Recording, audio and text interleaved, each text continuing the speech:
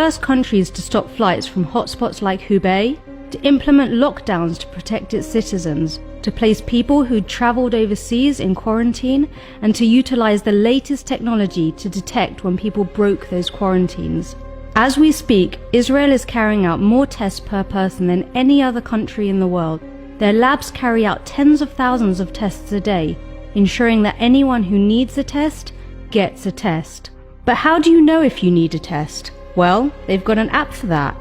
Hamagen records the places infected people had visited, so you know if you came into contact with someone who tested positive for the virus. There's no limit to Israeli ingenuity. One company developed an app that remotely detects the deterioration of COVID patients by sensing fluid accumulation from the sound of their voice. Even the military are innovating. An elite unit from the IDF created a low-cost ventilator. And speaking of ventilators, in a stunning act of generosity, the Israeli division of Medtronic released the blueprints for its ventilators so companies could mass-produce their designs free of charge.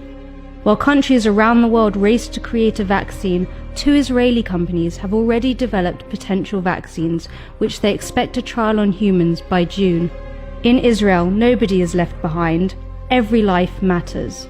When Israelis were stranded overseas, the government sent planes to rescue them, and as Israelis found themselves confined to their homes, thousands of food packages were delivered to the elderly. Rather than break Israel, the pandemic has united the entire country.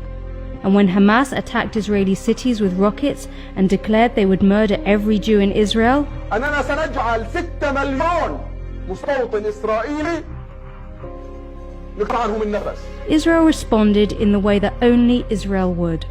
They sent medical aid to the Palestinians, trained their medics, and treated their ill. To put it frankly, they responded to terrorism with humanity. Israel continues to be a light unto the nations.